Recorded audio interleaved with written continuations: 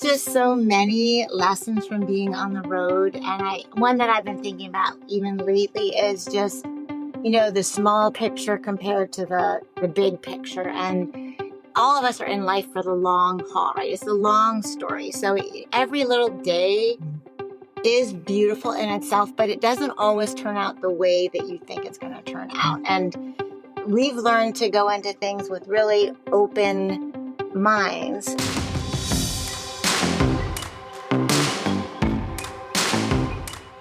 What do you do when you come out as LGBTQ and love the outdoors? What do you do when you see the outdoor space ruled by older white cis men and desire a diverse community of outdoor lovers? Accept it, change it, create it. I am Justin Yoder, and this is LGBT Outdoors. Hey everyone, it's Justin, and we are back with another episode of the LGBT Outdoors podcast. We are super excited to be rolling into spring here in Texas, and I have my husband, Patrick Thompson, co-hosting with me tonight. Howdy, everybody. How's things going over in the office next door? Literally right in front of you. Not bad at all. It's been a busy startup to 2024. Lots of exciting things coming up in the rest of the year. We've got some travel for work and couple trips with LGBT Outdoors. Got a camping thing coming up for the sorry, I need to make it sound more exciting. It's a camping weekend that we're doing at Remo Ranch for the upcoming solar eclipse that Justin's hosting, and another weekend in Louisiana, and yeah, go ahead and try to pack rafting. I was going to say, go ahead, try to name everything that we have going on right now. I think we just passed over 50 ambassadors now that we have around the country. So, holy cow! Would you have ever thought? I don't know. I think I would have hoped. I don't think I would have thought that we would have got there this fast. So that's been the amazing part, to see how fast this has grown. And it's amazing because sometimes I turn around and I'm like, oh, we've got new ambassadors here and there and everywhere. But it's amazing. Sheree and Brody are doing an amazing job on running the ambassador program and just killing it. So we've been really excited about that. But if you're wondering if there's a local chapter in your area, be sure to jump onto the website, LGBT Outdoors, go to local chapters, or click on the ambassadors, and you can see where we have ambassadors all over the place, and you can connect with them and get involved and attend some of their events. But yeah, two of the big things that we have coming up, the next biggest thing is going to be our adventure trip that we have to Alaska that you mentioned, the pack rafting trip, which is going to be July 16th through the 22nd. So jump on to the website, go to events, go to adventure trips. You can learn more about that. And also a big push. You guys hear this year round from us, but I think that's just going to be the rolling thing with us, with the podcast a little bit. But LGBT Outdoor Fest 2024, it is pretty much all planned out, and registration is open. We already have almost as many people registered for early bird registration as we had come to our very first LGBT Outdoor Fest. So which is wild. It's super exciting to see how this has all grown, and it's going to be in Colorado again this year at the Colorado State University Mountain Campus. Don't picture a typical university campus, because it's not. It has cabins and lodges and just a beautiful setting up in the mountains. And that's going to be September 12th through the 15th, going 4 days. Which is 4 days? 4 days. Yes. We have at least two special guests that we can announce that are going to be there, which is Dan Link, who was on Naked and Afraid. He's going to be doing a workshop on wilderness survival. And Dr. Brad Ryan, he is part of Grandma Joy's road trip. He took his grandma traveling to see all 63 of the U.S. national parks. So this is going to be one you won't want to miss. And early bird registration ends March 31st. Yep. We're almost there. So if you want the cheapest price, now is the time to get signed up. Also, if you want to dig into a little bit more about who those special guests are, both Dan and Brad have been guests on the LGBT Outdoors podcast. They have. They are great people, and I'm super excited to have them a part of this. We also, if you want to keep up to date on things that are going on with LGBT Outdoors, we have a newsletter, which is just on our website. Go to our website, LGBT Outdoors, scroll to the bottom. And there is a link where you can sign up to be kept in the loop with everything we have going on, events, and the kind of things that's going on with the organization. So I think that about does it for all the business we have, because I think we need to jump in with our guests, because I am really excited to have them. So yes. So our guests tonight are Chris and Noel, and they've been together since 1983. Yep, 1983. They both retired after 30 plus years of teaching in July 2019. On a whim, they chose to part ways with all of their sticks and bricks possessions and hit the road full time in a Winnebago camper van. Now, almost 5 years later, their journeys have taken them to 54 national parks, small towns, big cities, and many quirky detours in between. That sounds like something Patrick would like. As Winnebago ambassadors, owner meetups and rallies are their favorite anchoring points along the way. Chris and Noel, thank you so much for joining us on the LGBT Outdoors podcast. It is a pleasure to be with both of you. Where are you coming into, tuning into us tonight from? We are currently in Gulf Shores, Alabama. Enjoying some time with friends here. Oh, very cool. Oh, very cool. Yep. Yeah. For some, did Noel, when I talked to you, were you in Arizona? That is probably true, yes. Oh, all right. I was like, that's a quick jump across the country, but I guess that's kind of what you you kind of come to expect with what you both do. It totally is. We currently have about 180,000 RV miles in the last 6 years. And so we've been across the country many times, done all 50 states, all but Hawaii by RV. And we like to go. I'm not good at sitting still, so we're on the move. Yeah. Same. That's amazing. So I think we'd like to start just learning a little bit more about both of you. I know that we talked about it in the intro. You've been together a couple years and did teaching for a couple years. But let's dive into that and learn a little bit more about that, and maybe a little bit about both of your childhood, how you grew up, what that might have been like, and whatever you feel free to share along those lines. Sure. I grew up in Fairfax County, Virginia, which is the 12th largest teaching district in the nation. And it was a very good school district. And my dad was a pilot at the time, and he landed himself at Columbus Airport.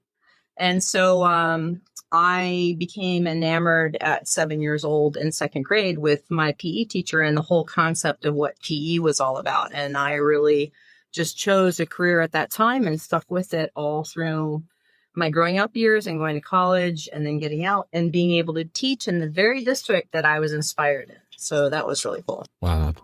Cool. Mm-hmm. And I am very opposite of Noel. I had no full direction for what I wanted to do career-wise. So I grew up moving around a little bit. My dad was in the military and then a pastor. So both of those jobs moved us around. We ended up meeting in college, and I did not know what I wanted to do. And I kept getting letters saying, please declare a major, please declare a major. It's not late to declare a major. And I chose education, which turned out to be just a perfect fit for me, truly a godsend. It was just a great part of my life. I had a hard time retiring. Noel, not so much. Yeah, I love my gig, but I was ready to do something else after 32 years. So yeah, it's all good. And what did you teach, Chris? I started in 6th grade and worked my way down to kindergarten. Oh, bless you. Yeah, That's no focus at all. They say what they mean, and Yep. but for them, every day is a new day, and they're just very flexible. Kindergarten is actually a lot like RVing. I'm not kidding. Okay. Like, you don't know what to Okay. expect. Every little moment is a big deal, but you wake up the next day in a new place, and it's a fresh new beginning. So, yeah, I think the curiosity and the wonder of Yeah. teaching, of learning, Mm. set us up, because we were Totally. teachers, and teachers are constantly learning. And then RVing, you have no escape but to learn every day on the road. Yeah. Right on. So I taught amazing. physical education, and I also taught adaptive physical education. So I work with students who had special needs, and I have Oh, wow. Cool. autism and Down syndrome. And you talk about every minute being different of every class period. That's about what I had. But they taught me so much. And I think the ability to adapt also lends itself very well to RVing, and to create in that moment and make the best of, whatever situation you're in, because it's a lot more joyful that way. I think that's good Wow. advice for life in general. Like that's Yeah, like That's great. you have that attitude. I think you're in pretty good shape. Mm-hmm. How did you two end up meeting? And obviously, early 80s, that was a different time than it was now. And things are definitely far from perfect from now, obviously. But I have a feeling things are a lot better now than they were then. And I think sometimes, possibly as a younger generation, we can kind of forget how good we have it, even though sometimes it doesn't seem like we have it good. And maybe, I don't know, I'm not sure if I'm even wording that right. It may not be that we have it good, but we have it better than what it was, I guess. So what was it like for the two of you to meet and, join in this relationship, and parents and friends? What was it like then? I'd say it was really challenging. I mean, I know it wasn't as hard for us, even as generations before us, having looked at the historical perspective, but perspective is definitely everything. And when you talk about, where the younger people are today and how they may feel like, oh, it's not so great. I mean, comparatively speaking, it's super great because we met in college, and that was a challenge just due to the time period. And then when we started teaching together, that was something that we had to try and keep private and secret. And I can remember so detailed, feeling so emotionally exhausted, just trying to tell a story to somebody about what we did over the weekend, because you just felt like you were constantly choosing the right words. How do I do this without giving something away? And when we finally got to the point where we didn't need to do that anymore, it was such a relief. And we were so grateful to be in a situation where we didn't need to do that. I mean, we even rented apartments that had 2 bedrooms, and we didn't use the second bedroom because we need to give the kitchen and the facade that, no, we're just roommates, Right. So it was very different. And by the time that I ended my career, I was walking into schools that had signs for LGBTQ clubs, and you're welcome here. And I'm like, oh, I'm so thankful for that, because people need that. Like, there are a lot of people who need that and could have used that a long time ago. Yeah, absolutely. Roughly, if you're comfortable saying, when did y'all come out? Oh, gosh. I'm not really sure exactly. For us, it was, I think, like a ripple effect, and it was over time with different groups of people. And Sure. I mean, obviously our families knew first. So, excuse me. So I would say pretty soon after we graduated from college, our families knew. But like you said, because we were in the teaching profession, and it was not really perceived as being a good choice or a good lifestyle, and I think some of that might have been our thoughts of how people were going to perceive it. But I do think that it was legitimate back in those days to be more concerned about it. We did have conversations with parents who, during our conversation said, oh, they don't know what they would do if their child ever had a teacher that was gay. Well, they were talking to us, but they didn't know anything about us, but they loved us as people, right? Like we were in their homes, visiting their families. They were thanking us for the influence we had on their children. And then all of a sudden the conversation somehow shifts to that topic. And we were shocked that they felt that way. But in general, we knew that those feelings were out there. So I think it was more difficult. And then obviously we became more open to our administration next, then all of our colleagues next. And so it was just a little bit of revelation over time for us. And in terms of Patrick, when you were asking when, I honestly don't even remember. I mean, I'm sure it wasn't until the 90s sometime, but I don't know what the magical turning point was. Right. What was it like? Like, did you both sit down with your parents and like come out to them, or what was that like?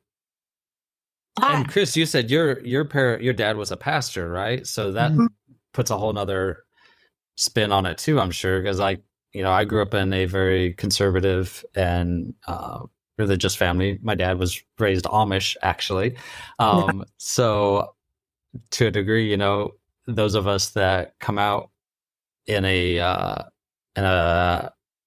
faith household, it can be a little bit more challenging, and maybe I don't know for sure, but maybe a little bit more scarier just because of everything that we're told about being gay, and you're going to end up burning in hell, and everything. I think your family's beliefs and then your personal beliefs do obviously complicate the matter even more and bring different levels of challenges.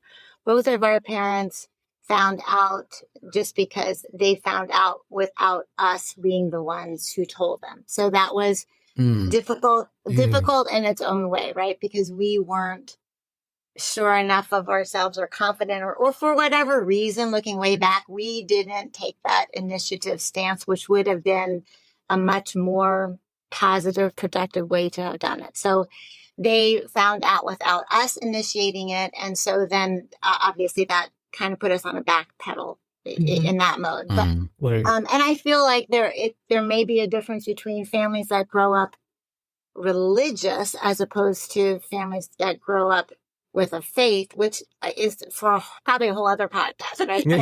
But, like not so like law wise, but really like if this is what you believe, now what? Now what am I doing with my child? This is what I believe, but I love them. So we did go through many difficult decades, and I mean we're still in that place where I am not in agreement with a lot of people in my family, but we still love each other, and we're still are okay with each other, and we still are working and having good conversations. And so I think in my mind, what has changed a lot from decades ago to now is that it's just a normal conversation topic, not just in our families, but in our culture, right?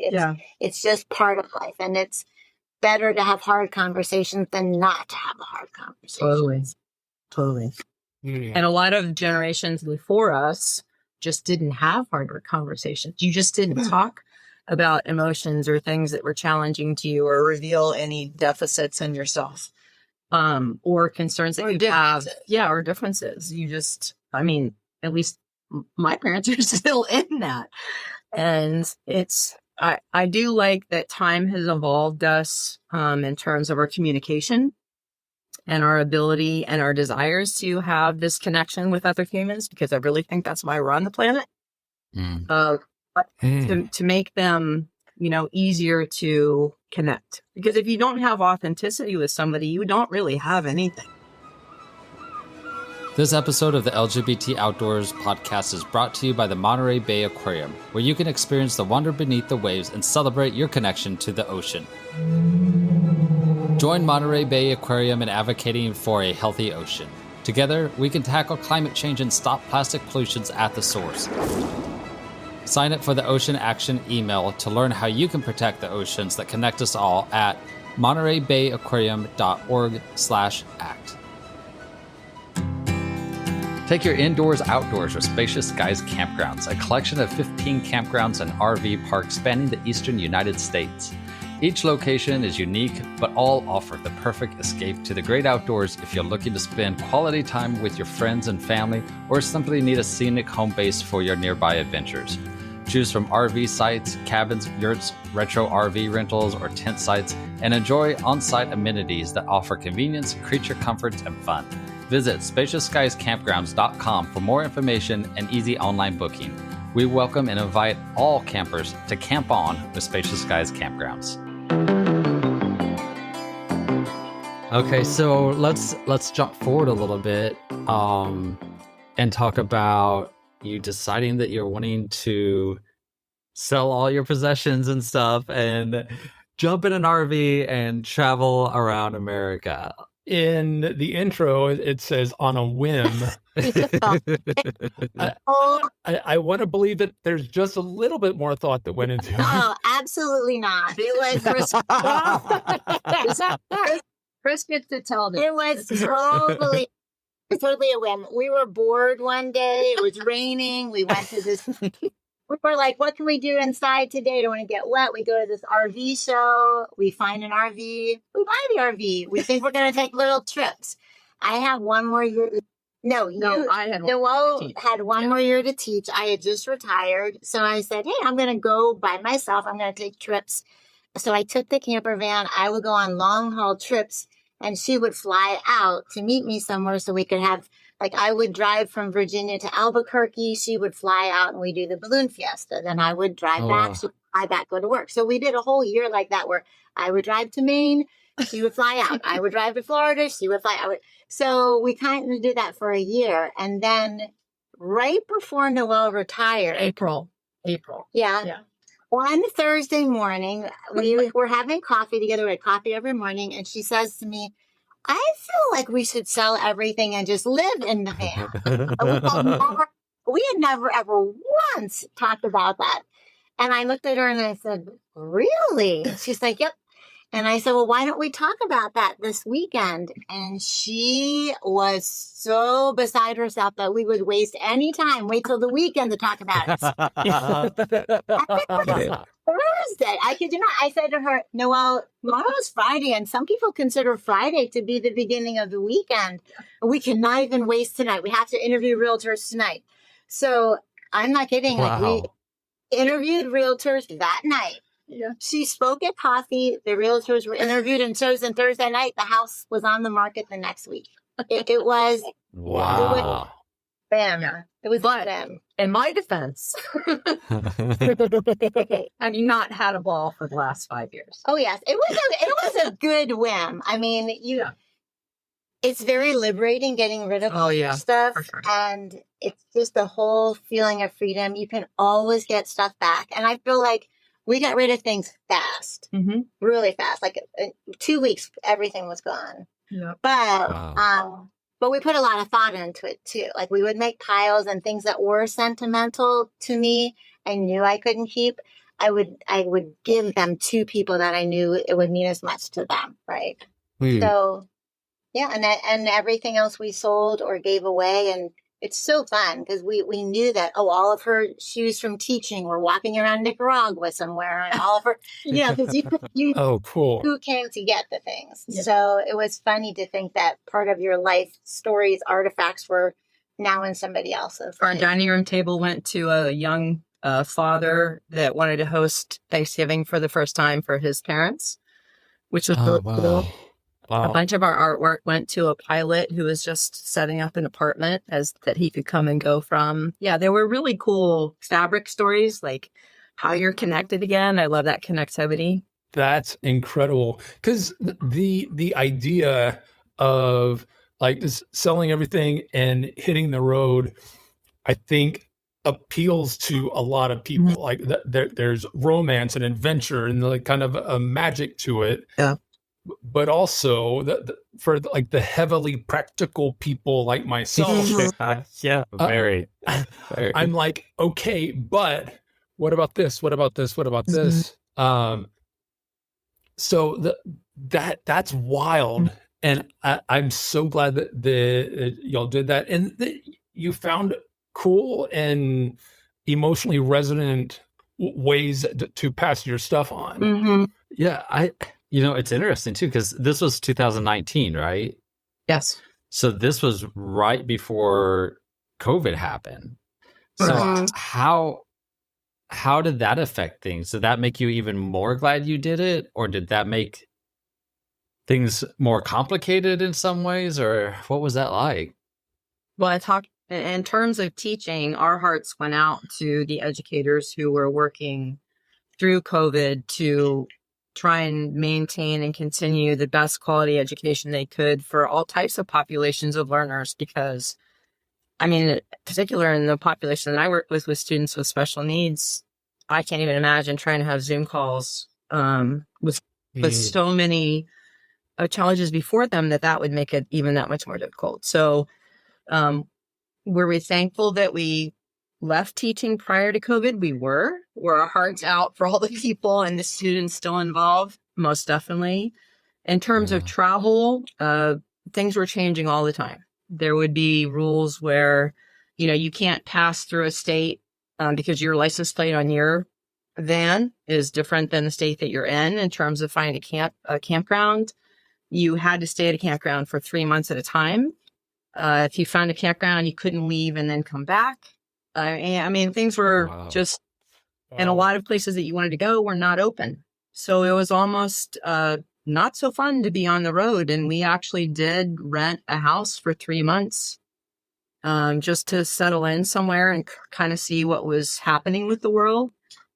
But as I like to say, every pancake has two sides, and we rented a house about a half mile from my parents. And that was an interesting and fun adventure to be adults living near your parents and be neighbors and not being in each other's space. So I was thankful for that time. And we had the advantage of traveling for 1 year, at least probably a year and a half before COVID really hit, because we had the van a little before you retired. So we knew the ropes, we knew the systems in the van, we knew the apps that would find us places that were safe to be at. And so we felt really comfortable in our little house, totally safe. I mean, yeah, I felt like it was a perfect setup for us because we could still have adventures. And boy, I mean, when you went to national parks, they were good and empty. You could go on long hikes and run into very few people. So it was, I would say, more advantageous than a problem. For a while, though, right? Because then all of a sudden the reverse happened, and then all of a sudden they were overwhelmed and waitlist and everything. RVing went up allegedly 800% just because of the people that learned, I need to travel, but I need to do it self-contained, or I can take my job on the road. And COVID obviously was very traumatic for a lot of people, but it also taught us a lot of things about how we can move and how we can work and the efficiency of doing both simultaneously. So yeah, there were a lot more rigs on the road then. Yeah. Did you find community that way, or maybe because of COVID you couldn't so much, or I don't know. What was that like? If there was more people out there, more people to interact with. We tend to find community everywhere. It's so easy to find community. We've never been anywhere where we didn't meet somebody new or we didn't fall into conversations.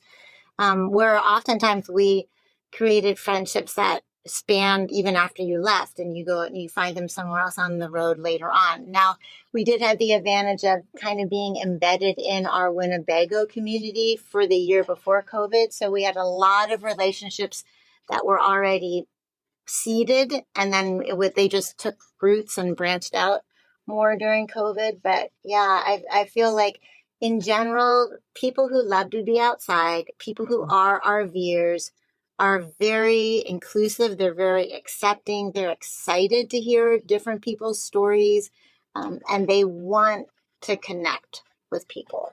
Yeah, and I think, RVing itself lends itself to being outside. So you could have those communal times where everybody felt safe, where your camp chairs were maybe 6 feet apart from each other. And you're like, what did you say? You weren't necessarily that close to people, but you were connected to people.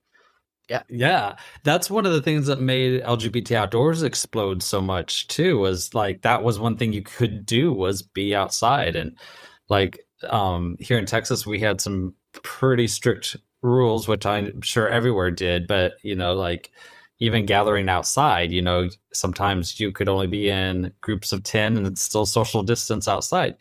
But for us, we could do that, and we could go on a hike and be 6 feet apart and enjoy the outdoors together and stuff. And we just exploded during that time. And I know a lot of other outdoor organizations and companies and businesses did as well. So it was definitely an interesting time, but I hope that we don't have to go through that again. Yeah. What was something maybe that that was unexpected for you? And I'd love to get both of your takes on this. Maybe it was something good or it was something bad, but it was something that you didn't expect that maybe came as a surprise once you got out there and you started figuring out what this was all like. I think for me, I don't know what the word control freak means, but I might have been closely assimilated with it. I think trying to manage or have a handle on things and be very structured and rigid prior to RVing, I've really shaken off a lot of that, for which I'm very thankful. Chris is nodding her head, so in case you can't see that. Yes. But it is more of you really learn to accept the situation that you're in, right? You can pick a place that you want to go to and you can have a route plan, but all of a sudden you see a sign for largest frying pan. You're like, we should do that, and then, Yes. you just kind of off, or I used to get really stuck on a time because, being teacher oriented and my students would come in on every half hour and every hour. So I had to be very aware of the time. And so I used to get in my head, I want to be at this destination by a certain time. And then I realized, well, something got in the way and then we arrived later and something wonderful happened because we arrived later. So I'm still working on that. But realizing that just being loose or more willing to accept things as they come has been probably one of the best lessons for me in terms of RVing and life itself. Chris is still nodding, so this is a good sign. She's like, yes, I've got this recorded finally. Oh.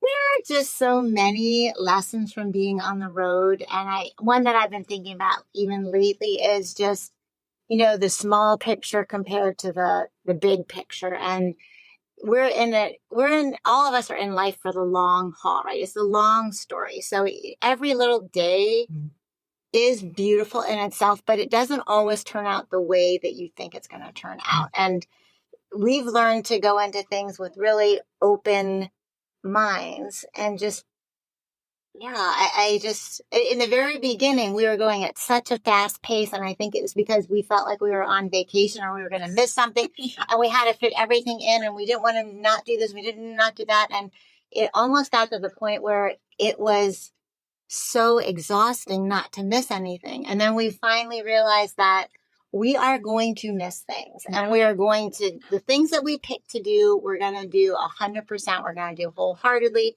And if we make it back around again to do the other things, but that's part of travel, is being at peace with not fitting everything in. So I think we've learned a lot about that. And that travel is very poetic, but it's also just ugly sometimes. It's a mess. And everybody that we talk to is like, I want to do that sometime. I can't wait. It's probably so much fun. And it is loads of fun. And I think you learn so much about yourself, your character, how you relate to yourself, how you relate to people. Can I butt in here a minute? There's so we're on a number of Facebook groups for Winnebago products. because we've owned a couple, and the newbies will get on there because it's a wannabes site as well, and they'll say, what's the greatest thing about RVing, right? And we'll say, getting to go where you want, do what you want, see who you want, and they'll say, what's the hardest thing? And we'll say, figuring out where you want to go, who you want to see, and what you want to do. You're constantly trying to figure out what your next steps are. Mm-hmm. And because our paces, we don't usually stay anywhere longer than 2 days. So if we don't stay anywhere longer than 2 days, we're constantly trying to figure out, well, where's the next place we want to land? What do we want to do when we're there? Right. What's the weather going to be like? What's the safest route to get there? Who do we want to try to meet along the way? So it's thousands of decisions. It seems like unending every day. But clearly it's not detracting us from continuing to do this. Because we're about to hit our 5-year anniversary of full timing. So, but you'll hear that from almost everybody who starts full timing, that in the beginning, it's the pace that is the biggest challenge. And then once they figure out at what pace they feel most comfortable traveling, then things kind of smooth out for them. And they know, oh, we are the kind of people that want to stay somewhere 2 weeks. We're the kind of people that want to stay in one state for a month. We're the kind of people that want to only stay one night in a place. So yeah, a lot of it is figuring out your style. And we're the kind of people that don't make any rules. So we the parameters. Yeah. Love that. A lot of that like resonates a lot, but I think also like, and I could be wrong with this, but I think like, like your whole lives, you went through whenever you went on a vacation, it was like, we're leaving here and we have to be back by this time. And so I imagine that mentality would be hard at the beginning because you're like, you almost feel like you're on vacation, like you said earlier. So we got to be back by a certain time. But then it's like, oh, wait, there is no back to go back to. Like it's all here. So that'd be a challenge to be able to like learn to slow down. Yeah, we rarely plan in advance. Many a days we're driving along, and Noel, if I'm the passenger, Noel will say, "Where are we going to stay tonight?" And it'll be 4:00 in the afternoon. I'll be like, "Oh, I should look that up right now. I should figure that out." And so I'm just figuring out at 4:00 where we're going to land that day. Right. Yeah. It's a great life. That's really cool. We would highly encourage as many people on the planet to try it, even for a short time. It's a gift, and it's just such an amazing adventure to be on the road, to have the experiences, to connect with people you would never imagine that you connect with, and then find them again later down the line. That's really cool. Was there a point early in your adventures where you both looked at each other and you're like, oh, heck yes, like this is for me? Day 2? Okay. I mean, I think immediately we knew it was for us, and we loved it from the get-go. So, comically, what keeps happening is we'll get to the next anniversary, we're like, because I remember clearly this happening when we reached 1 year, and something ridiculous happened that day that we should have been way better versed on. And I turned to her and I said, "Didn't you think we would know this by the end of year 1?" And I did. But I mean, and the same thing happened at year 2, same thing for year 3. Like, you never outlearn what's ahead of you. Which is also fun. I mean, it's part of life. Yeah. Especially as educators, you obviously love learning. And so like, here's your life. It's all about learning, something new each day, I'm sure. Yeah. I got a question again for each of you. I'd love for you to answer. I would love to hear. I don't know how I want to describe it exactly, but like, there's got to be so many amazing and cool experiences that you've had, and different ones hit you each differently. But what are a couple stories or adventures or experiences that you've had that like, this one thing could have almost made it all worth it, or just experiences that were just amazing that really took your breath away? I mean, we've done so much, and we just did Alaska this past summer with 2 very dear friends of ours. And this would be a whole nother podcast on just the amazing vastness of Alaska and what there is to do. I think for us, one of the things in my mind is I love when we summit a hard hike. Like when we finally get to a mountaintop that we might have been saying some 4-letter words on the way up. Like it beat our butts. I mean, it was pretty hard, but it's, we have a little tradition where we have a Twizzler at the top of the mountain. But those have been some really memorable moments for me in terms of doing it together, being successful, doing something hard at times, wanting to give up, but not giving up, and knowing that we accomplished it. Yeah.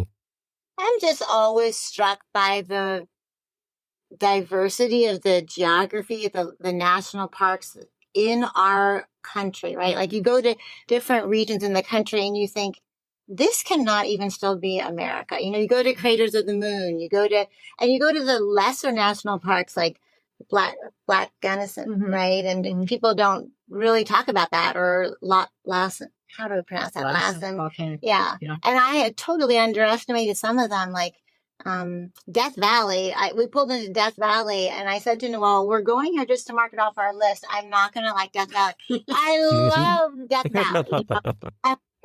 Idaho. And I said, who knew Idaho was so beautiful? And it's just, there's something really amazing in each of the locations we've gone to. And I literally remember standing at waterfalls or at canyons, and you cannot help it. It's a physical, biological reaction. Like I started crying. I just was crying. It's just so beautiful. And to think that you get to stand there and you get to be in a silent place in the dark skies are so amazing. And you get to just lie there and look at the stars. And it's, I don't know, there's just too much out there. And then we started traveling mostly to see the beautiful places. And now it's really, I guess, 50-50 of beautiful places and beautiful people, because the more stories we hear of people and the more, how hard people have fought to be able to go on the road, how people have taken out loans to get the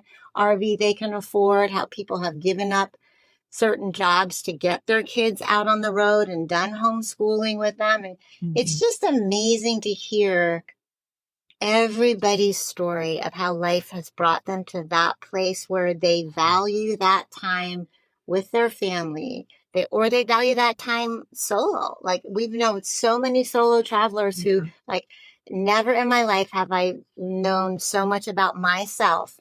But I was out there on the road. Like you spend 1 month totally by yourself.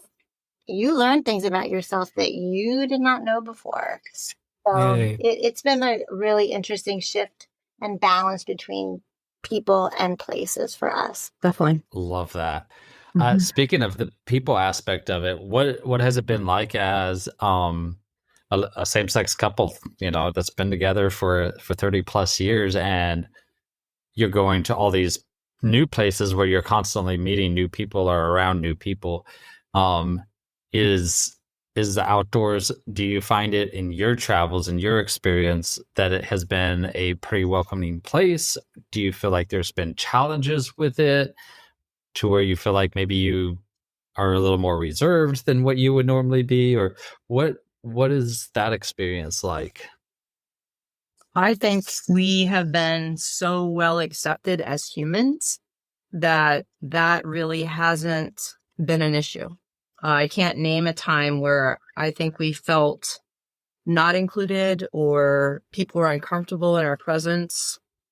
I think our personalities are just such that we're very inclusive and we're very welcoming, and we love to hear your story and we want to know about you. And it has been, we've met all kinds of people, whether they're straight or gay or bi or whatever. That really doesn't have a play in our world that we found on the road in terms of any negative situations.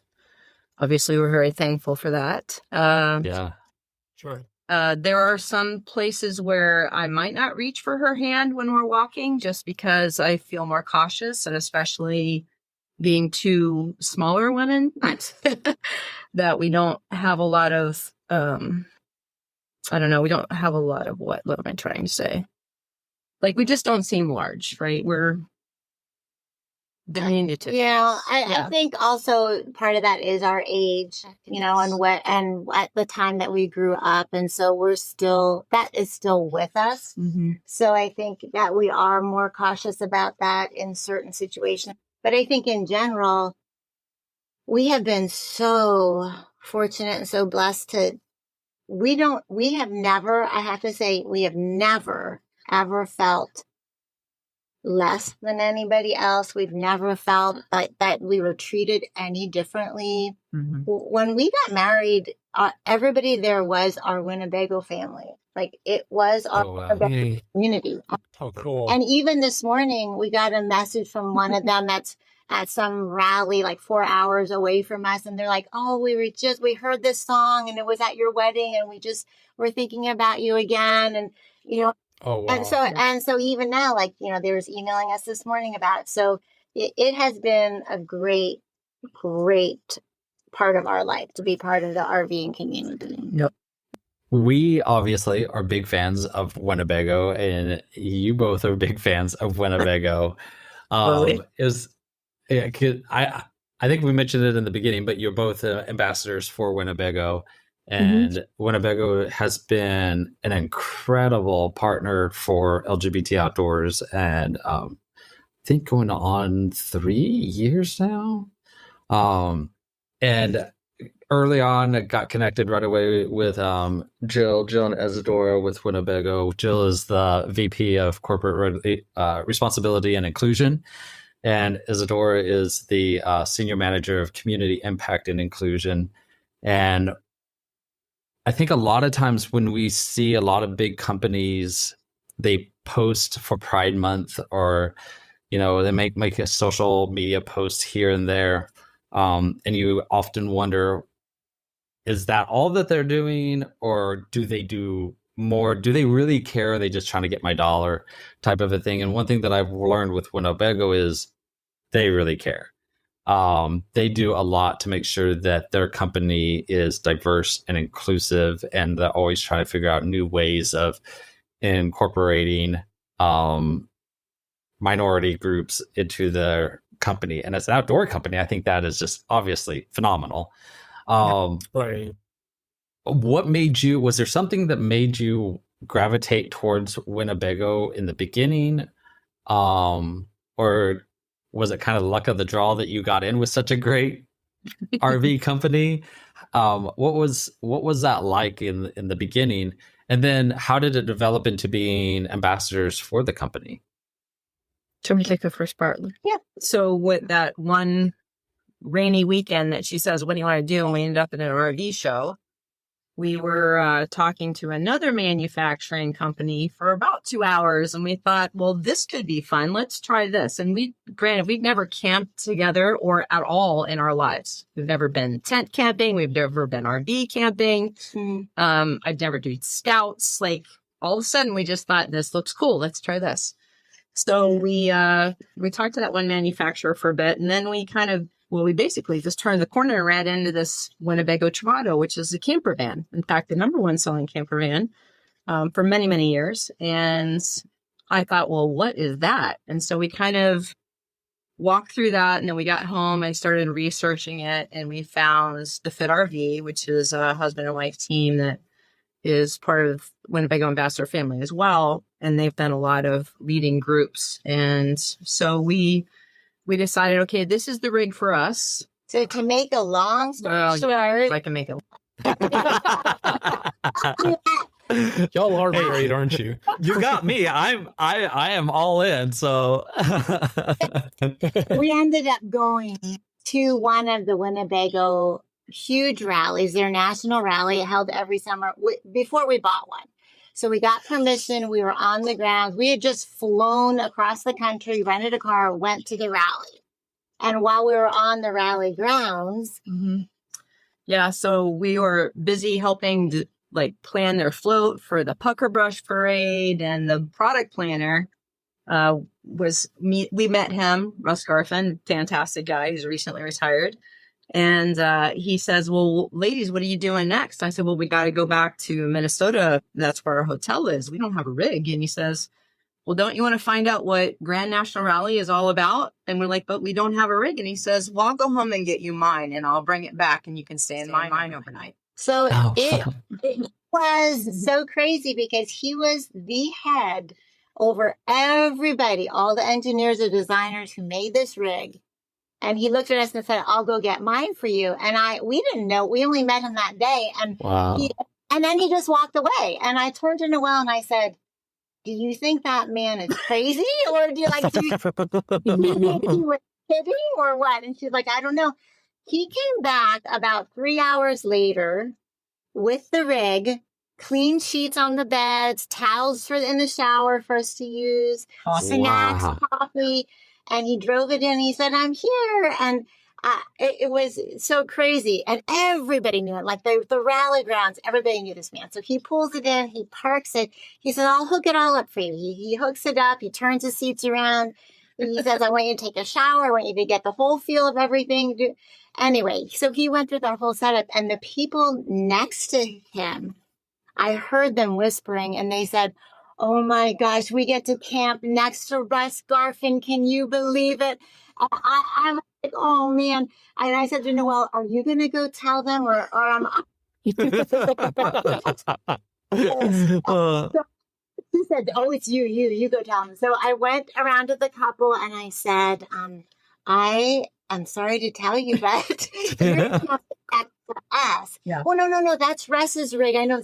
Yes. And I told them the story of what he had done for us. And they just said to me, well, we love him even more. Yeah. And I feel like that's the whole feel for Winnebago, right? Yes. Like people who love Winnebago love them even more when they hear the real nitty gritty, down to earth stories of what they do for people, how they honor people. And he didn't know us at all. As a matter of fact, his wife was away on some girls' trip.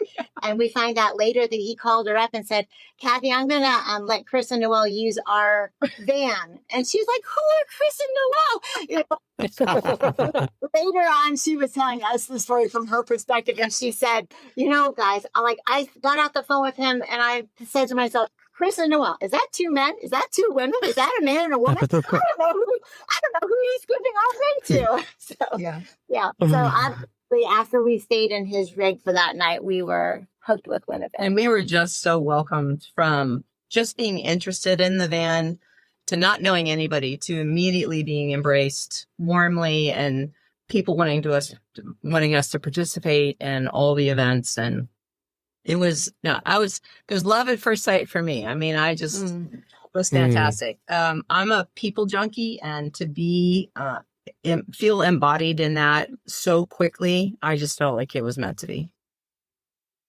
I love that. Wow. Like that's what a story.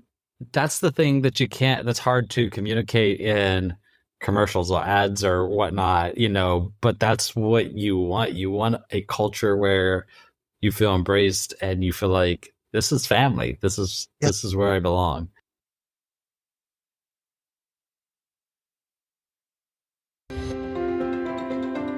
Winnebago Industries is a leading U.S. manufacturer of outdoor lifestyle products.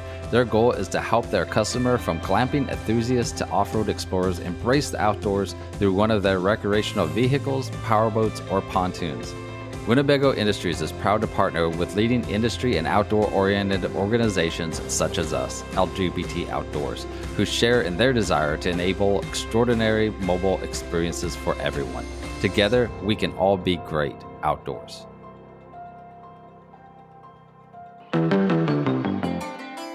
How did the ambassadorship come along, and what does that look like for you?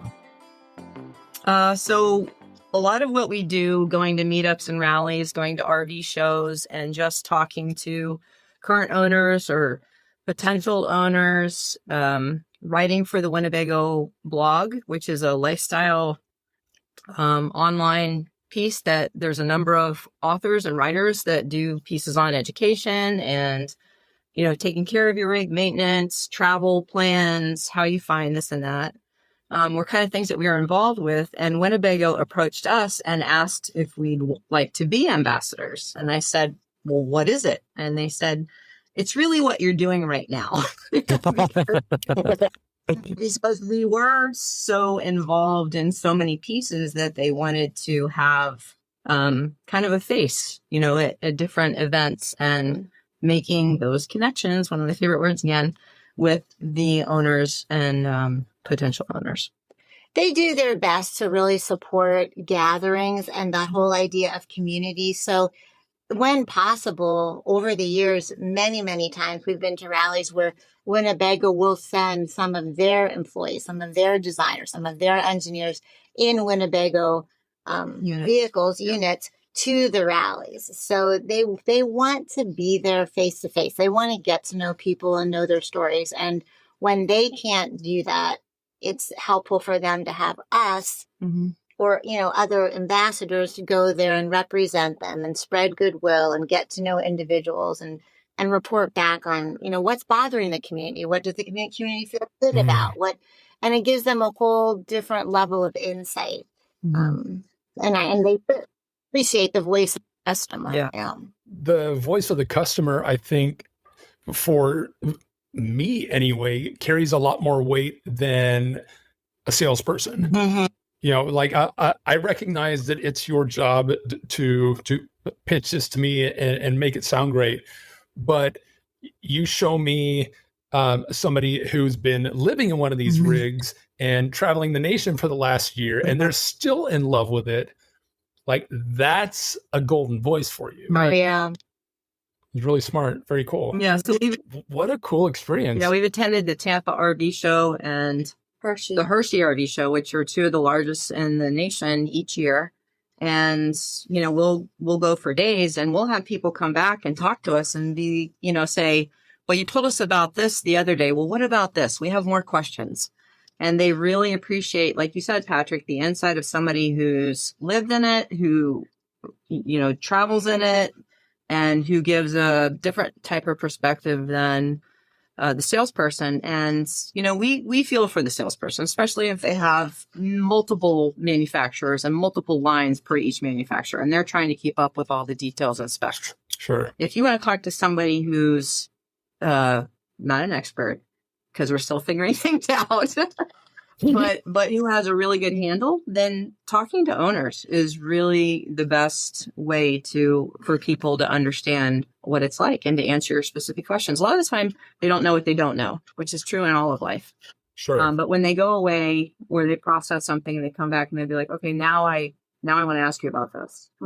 Those kinds of things. But people are going to stay in a rig or stay with a manufacturer because they find the model that meets their style of living, of travel. And so if you can speak to somebody who's tried out different ones, who's not trying to sell you on just one per se, but we just want to help them find a match so that they can go enjoy the outdoors, right? And so they've been really thankful for that. And we ordered our model of RV called the Echo. There was such a long wait. Like, the people were waiting 2 years. They would order it and wait 2 years for the arrival. So, once we even went to a dealership in New Jersey and we just brought our Echo there, and everybody who had ordered from that dealership but was still waiting there 2 years got invited to this party, and they all got to come and see ours and see how we packed it and talk to us and tell us their stories. And we met friends at that gathering at the dealership that we've seen over and over again. And now they have their rigs, and we've seen them at rallies and travel together. And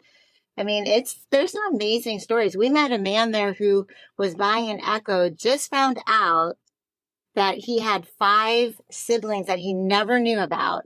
And his first trip in his RV was going to be to go across the country and meet every one of his 5 siblings. Oh, wow. Wow. Yeah.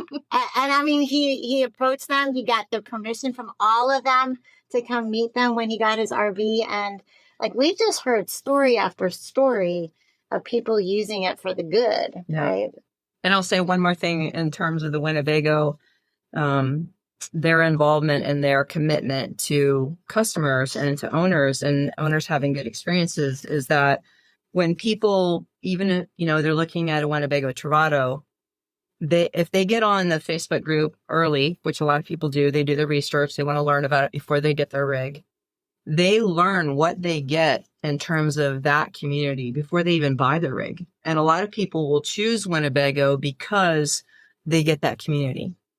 So it's other owners, but it's also the personnel and employees of Winnebago that help continue to build community. And they're very dedicated to it. Oh, yeah. I mean, the Facebook groups are very dedicated to kindness and community. And you go on there with any question or problem, and somebody will answer you within 5 minutes. I am not kidding. They will, like, I've heard people say, oh, you're at what highway? I'm only 3 hours from you. I can get to you in 3 hours. I'll come over and help you with that. Or, oh, you're only 2 hours away. Come stay in my driveway. I can help fix your leak, So anyway, it's just a great community. And like all of that tracks based off of, our interaction with the team at Winnebago Industries, Isadora and Jill, just the fact that they have, these positions of impact and inclusion and corporate responsibility and inclusion, but like that tells me a lot about the company, their drive for community, and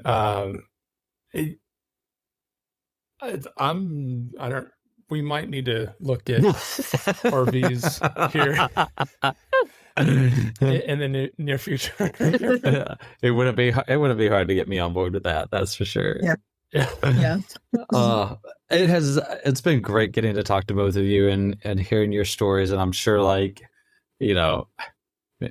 we had a campfire and could sit around. We could talk for hours and hours about stories about this. So it's been really great getting to hear from two people that are part of the Winnebago family, and out there on the road making all these adventures. Not just doing life, but living life and living it to the fullest. So congrats on that, and congrats on almost 5 years on the road. Like, that's something definitely to be proud of, for sure. Any final thoughts that you two would like to share with any of our listeners? Maybe somebody's on the verge of pulling the trigger and doing it, or just, any kind of encouragement that you might want to give to the LGBTQ community as a whole. I would say if you're considering traveling in an RV of any kind, doesn't matter what kind it is, then I would say try and do it earlier rather than later in your life. A lot of people plan for a quote unquote retirement, but maybe something gets in your way and you're not able to do it later. And I would hate for somebody to have a regret that they didn't try it when they could have tried it. So I'd say... I would agree. I would say if it's a dream, if it's a glimmer, a thought for you, take whatever step you can take now to do it. So if your step now is, I'm going to go, within 1 hour of my house, because that's what my family can handle now, and I'm going to go 2 weekends a month, it doesn't have to be big, huge, life-changing, go on the road full time, right? It just needs to be whatever gets you out there where you can get to now at this time. And it's just going to keep keep rippling. And there are, for any community, I feel like there will be people out there who will value you and who will love you and who will accept you and who will see your worth. And so I would not let any internal things hold me back. I would just go for it. Be brave. Just go. Yeah. Love it. Because sometimes those small trips an hour or two away are the life-changing ones. Yes. Yep. Seen that. Love that. Where can people learn more about you or follow your journey? So we write on the Winnebago blog, which if they go to winnebago.com, there's a lifestyle tab, and they click on that, and it will say Winnebago blog on there. And then they can look through the different stories, the articles that are written in there. And then we have an Instagram, Chris and Noel, just our names all together. And so what I did was when we started full-time RVing, I wanted my parents to be able to follow along with us without me sending them pictures every day. So I taught them and got them Instagram accounts So I try and post at least once a day, sometimes more, so that they can have a glimpse into what we're doing and who we're with and what we're seeing. So they're kind of like on our travels with us. That's and really set that up. Love that. That's cool. For anybody that's listening too, in case you don't know, LGBT Outdoors actually has a Facebook group for people on the road as well. So if that's something you're interested in joining, it's just facebook.com/groups/LGBT Outdoors Nomads. So feel free to check that out as well. If you want to check out Winnebago, go over to their website. There's lots of great information on there for their products and their company and who they are, so you can learn more about them.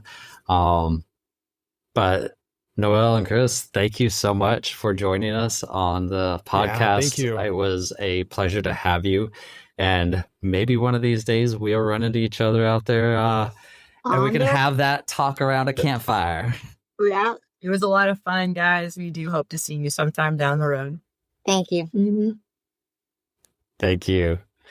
Everyone, thanks for joining us again for another episode of the LGBT Outdoors podcast. Again, I just want to remind you that LGBT Outdoor Fest is coming up, so head over to lgbtoutdoors.com/outdoorfest to learn more about that.